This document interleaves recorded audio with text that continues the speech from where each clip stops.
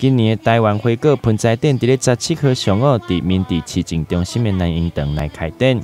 这摆展期会对十1月17号一直到22号为止，现场拢总有展出25个品种，数量达到116件、130丛的盆栽。这届大会的冠军由新上任的理事长张建义嘛亲身到现场来向大家介绍栽种8房间的过程。历届以来，我们花果展要有果实当果王，还是当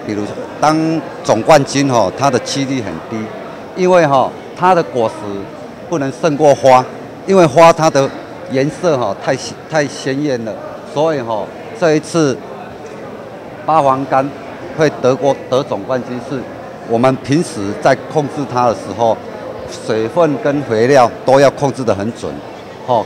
它开花跟结果它不一定会结果，它开花不一定会结果，你要去控制水分，它才会结果。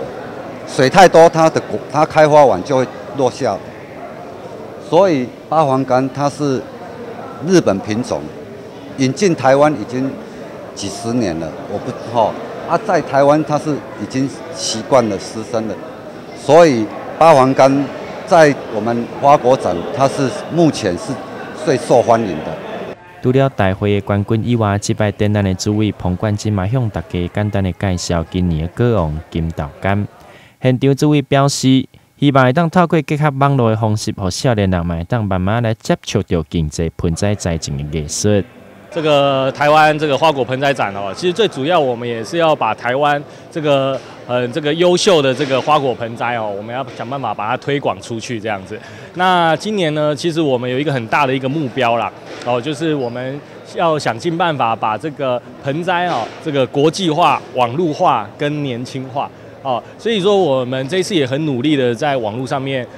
还有各大媒体上面，我们来做宣传，来做推播来宣传我们这个台湾厉害的这个花果盆栽那台湾真的有非常非常多厉害的这个大师这个做出来的作品都非常厉害。那我身边后面这个今年也很开心很荣幸这个可以得到这个果王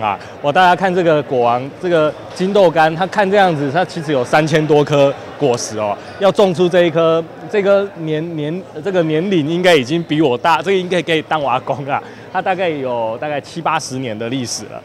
过去的展览拢会有真侪国外的观光客前来观赏，但最近因为疫情的关系，所以今年除了有现场展示以外，嘛会透过网络的方式，让国外的民众嘛有机会来共同参与。台南新闻刘品言采访报道。